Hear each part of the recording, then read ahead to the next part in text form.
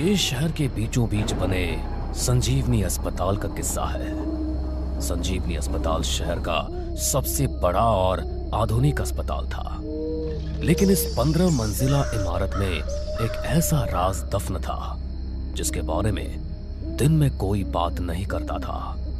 Floor number 13। अस्पताल के नक्शे में 12वीं मंजिल के बाद सीधा 14वीं मंजिल आती थी। लिफ्ट में भी 13 नंबर का बटन नहीं था। लोगों से कहा गया था कि वास्तु दोष के कारण 13वीं मंजिल को खाली छोड़ दिया गया है और उसे हमेशा के लिए सील कर दिया गया है। लेकिन रात होते ही ये सील की गई मंजिल जाग उठती थी। डॉक्टर राहुल को इस अस्पताल में आए हुए सिर्फ 1 हफ्ता हुआ था। डॉक्टर राहुल विज्ञान पर विश्वास करने वाला एक युवा और निडर डॉक्टर था। आज उसकी पहली नाइट शिफ्ट थी। रात के 1:30 बज चुके थे। अस्पताल में एक अजीब सी खामोशी छा गई थी। सिर्फ मशीनों की बीप बीप और कभी कभार किसी के खांसने की आवाज आ रही थी। राहुल 4थी मंजिल के वार्ड में राउंड पर था। उसके साथ 10 साल से इस अस्पताल में काम कर रही सीनियर नर्स अंजलि थी। अंजलि का चेहरा हमेशा तनाव में रहता था, खासकर रात की शिफ्ट में। सिस्टर अंजलि, बेड नंबर 405 के मरीज रमेश जी की रिपोर्ट नॉर्मल है ना? कल सुबह उन्हें डिस्चार्ज करना है। उनके पैर का फ्रैक्चर अब ठीक हो चुका है। अंजलि ने घबराते हुए घड़ी देखी। रात के 12:45 बज रहे थे। जी डॉक्टर साहब, लेकिन क्या? अंजलि ने कांपती हुई उंगली से वार्ड के अंदर इशारा किया। बेड नंबर 405, रमेश जी वहां नहीं है। राहुल तेजी से वार्ड के अंदर गया। रमेश का बेड खाली था, चादर अस्त व्यस्त थी और रमेश की बैसाखी वहीं जमीन पर पड़ी थी। एक मरीज जिसके पैर में प्लास्टर है, वो बिना बैसाखी के कहां जा सकता है? बाथरूम चेक किया? डॉक्टर साहब, सिर्फ रमेश ही नहीं, बेड नंबर 402 की मिसेस शर्मा और 410 के वो हार्ट के पेशेंट, वो भी अपने बेड पर नहीं है। राहुल ने पूरे वार्ड पर नजर दौड़ाई। पूरा का पूरा वार्ड खाली था। करीब 15 मरीज जो कुछ घंटे पहले गहरी नींद में सो रहे थे, अब गायब थे। ये क्या मजाक है? सिक्योरिटी को बुलाओ, सीसीटीवी फुटेज चेक करो तुरंत। कुछ ही मिनटों में राहुल और अंजलि ग्राउंड फ्लोर पर सीसीटीवी कंट्रोल रूम में थे। गार्ड भी पसीने में तरबतर था। उसने 4थी मंजिल की रात 1:30 बजे की रिकॉर्डिंग प्ले की। स्क्रीन पर जो दिखा, उसने राहुल के पैरों तले जमीन खिसका दी। फुटेज में रमेश अपने बेड से उठा। उसकी आंखें पूरी तरह खुली हुई थी, लेकिन उनमें कोई भाव नहीं था। वो ऐसे चल रहा था जैसे उसे कोई तकलीफ ही ना हो, जबकि उसके पैर में भारी प्लास्टर बंधा था। उसके पीछे पीछे वार्ड के बाकी मरीज भी उठ खड़े हुए। सबके सब बिना कोई आवाज किए एक कतार में चल रहे थे। ये सब कहां जा रहे हैं? लिफ्ट की तरफ सर। फुटेज में सारे मरीज लिफ्ट में घुस गए। लिफ्ट के दरवाजे बंद हुए। कैमरे के एंगल में लिफ्ट का डिजिटल मीटर दिख रहा था जो ऊपर जा रहा था। 5, 8, 10, 12 और फिर वो मीटर एक ऐसे नंबर पर जाकर रुक गया जो उस लिफ्ट में होना ही नहीं चाहिए था। 13। ये असंभव है। लिफ्ट में 13 नंबर का बटन ही नहीं है और वो फ्लोर सील है। वहां कोई कैसे जा सकता है? साहब, मैंने आपसे कहा था कि रात में ड्यूटी मत लगाइए। हर रात 2 बजे के करीब यही होता है। अस्पताल के अलग अलग वार्ड से मरीज अपने आप उठकर 13वें फ्लोर पर चले जाते हैं और सुबह 5 बजे से पहले वो वापस अपने बिस्तरों पर लौट आते हैं। जो भी उन्हें रोकने की कोशिश करता है वो जिंदा नहीं बचता। बकवास। मरीज मेरी जिम्मेदारी है, मैं खुद जाऊंगा वहां। मत जाइए डॉक्टर राहुल, वो जगह इंसानों के लिए नहीं है। 20 साल पहले 13वें फ्लोर पर एक भयानक आग लगी थी। वहां आईसीयू था अस्पताल के मालिक ने बाकी अस्पताल को बचाने के लिए बाहर से ताला लगा दिया था। 30 मरीज और 5 डॉक्टर जिंदा जल गए। अब वो हर रात अपना इलाज पूरा करने के लिए नए मरीजों को वहां बुलाते हैं।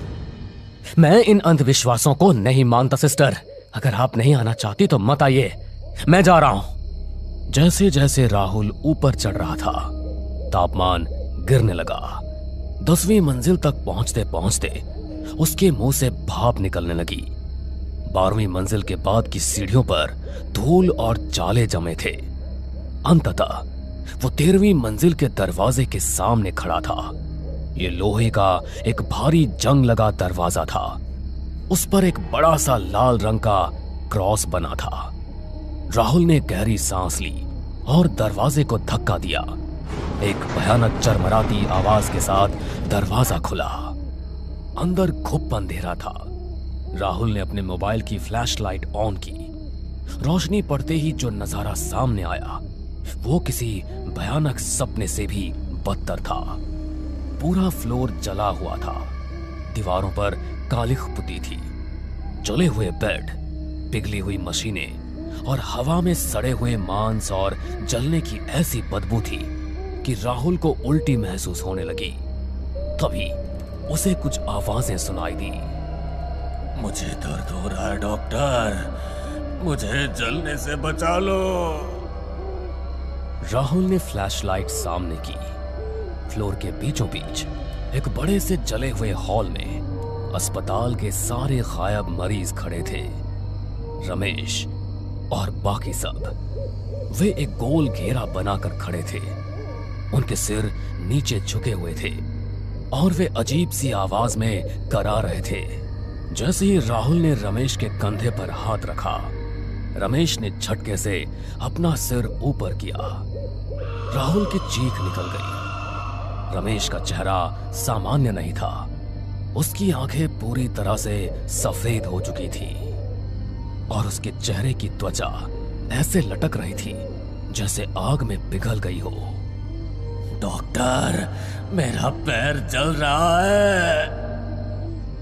तभी हॉल के दूसरे कोने से एक आकृति उभर कर सामने आई। वो एक इंसान का कंकाल था जिस पर मांस के कुछ जले हुए टुकड़े चिपके थे। उसने डॉक्टर का सफेद कोट पहना हुआ था जो जगह जगह से जला था। वो धीरे धीरे राहुल की तरफ बढ़ने लगी। तुम मेरे वार्ड में क्यों आए? तुम कौन हो? देखो, इन मरीजों को छोड़ दो। मैं डॉक्टर भार्गव हूँ। इन्होंने मुझे और मेरे मरीजों को यहाँ मरने के लिए छोड़ दिया था। हमारा इलाज अभी अधूरा है। ये मेरे मरीज हैं। मैं रोज रात को इनकी सर्जरी करता हूँ बिना बेहोश किए। अचानक घेरे में खड़े सारे मरीजों ने राहुल की तरफ देखना शुरू कर दिया। उनके चेहरों पर एक अजीब सी खौफनाक मुस्कान आ गई। इसे पकड़ो। रमेश शर्मा ने अपने हाथ राहुल की तरफ बढ़ाए। उनके हाथों के नाखून काले और नुकीले हो चुके थे। वे राहुल को नोचने के लिए आगे बढ़े। राहुल पीछे की तरफ भागा, लेकिन वो जले हुए मलबे से टकराकर नीचे गिर पड़ा। 2 मरीजों ने उसके पैर पकड़ लिए। डॉक्टर भार्गव की आत्मा राहुल के बिल्कुल करीब आ गई। उसने अपने कंकाल वाले हाथ में एक जंग लगा खून से सना हुआ सर्जिकल ब्लेड उठा रखा था। तुम्हारा दिल बहुत तेज धड़क रहा है। मुझे इसे निकाल कर देखना होगा। राहुल ने अपनी आंखें बंद कर ली और अपनी मौत का इंतजार करने लगा। तभी दरवाजे की तरफ से एक तेज रोशनी चमकी। डॉक्टर राहुल, आंखें बंद रखिए। अंजलि अपने हाथ में अस्पताल के मंदिर से लाया हुआ कपूर और एक जलती हुई मशाल लेकर खड़ी थी। उसने जलता हुआ कपूर पूरे फ्लोर पर फेंकना शुरू किया। कपूर की गंध और आग की रोशनी से 13वें फ्लोर का अंधेरा चीरने लगा। आत्माएं रोशनी और पवित्र धुएं से तिलमिला उठी। नहीं, आग, फिर से आग। डॉक्टर भार्गव की आत्मा चीखने लगी और पीछे हटने लगी। मरीजों की पकड़ राहुल के पैरों से ढीली पड़ गई। जल्दी उठिए डॉक्टर साहब, हमें इन्हें यहीं छोड़कर भागना होगा। सुबह होते ही ये वापस आ जाएंगे। हम मरीजों को ऐसे नहीं छोड़ सकते। हम इन्हें नहीं ले जा सकते। अगर हम यहाँ रुके तो हम भी सुबह तक मुर्दे बन जाएंगे। चलिए। राहुल और अंजलि अपनी जान बचाकर 13वें फ्लोर के दरवाजे से बाहर निकले और अंजलि ने वो भारी लोहे का दरवाजा पूरी ताकत से बंद कर दिया। अंदर से आत्माओं के चीखने और दरवाजा पीटने की भयानक आवाजें आ रही थी। वे दोनों सीढ़ियों से नीचे ग्राउंड फ्लोर तक पहुंचे और वहीं बेहोश हो गए। जब राहुल की आंख खुली तो सुबह के 7 बज चुके थे। सूरज की रोशनी अस्पताल में फैल चुकी थी। राहुल और अंजलि गार्ड रूम में थे। मरीज, 4थी मंजिल के मरीज। वो पागलों की तरह सीढ़ियां चढ़कर 4थी मंजिल पर पहुंचा। अंजलि भी उसके पीछे थी। उन्हें वार्ड नंबर 4 का दरवाजा खोला तो राहुल सन्न रह गया। सारे मरीज अपने अपने बिस्तरों पर शांति से सो रहे थे। रमेश अपने बेड नंबर 405 पर था। उसके पैर का प्लास्टर सुरक्षित था। राहुल धीरे से रमेश के पास गया और उसे उठाया। रमेश जी, आप ठीक हैं? जी डॉक्टर साहब, क्या हुआ? मैं तो बहुत अच्छी नींद सो रहा था। राहुल ने राहत की सांस ली। उसे लगा शायद रात का वो भयानक मंजर सिर्फ एक बुरा सपना था। शायद थकान की वजह से उसे मति भ्रम हुआ था। राहुल मुड़ने लगा। तभी रमेश ने अपनी चादर हटाई। डॉक्टर साहब, एक बात पूछनी थी। कल रात तो सब ठीक था, पर पता नहीं क्यों सुबह से मेरी कलाइयों और गर्दन पर बहुत जलन हो रही है। राहुल की नजर रमेश की कलाइयों पर पड़ी। उसके हाथ से चार्ट छूटकर जमीन पर गिर पड़ा। रमेश की कलाइयों पर किसी ने कसकर पकड़ने के नीले निशान थे और उसकी गर्दन पर एक बहुत गहरा जला हुआ कट का निशान था। बिल्कुल वैसा ही कट जैसा किसी सर्जिकल ब्लेड से लगाया गया हो। राहुल ने पलटकर शर्मा को देखा, लेकिन उनके माथे पर भी जले हुए घाव के निशान थे। मरीज वापस तो आ गए थे, लेकिन 13वें फ्लोर ने उन पर अपनी खौफनाक छाप छोड़ दी थी। राहुल समझ चुका था कि यह अस्पताल दिन में जीवन देता है, लेकिन रात में ये मौत का सबसे खौफनाक बन जाता है। राहुल धीरे धीरे वार्ड से बाहर निकला। कॉरिडोर के अंत में लिफ्ट थी। अचानक एक डिंग की आवाज हुई।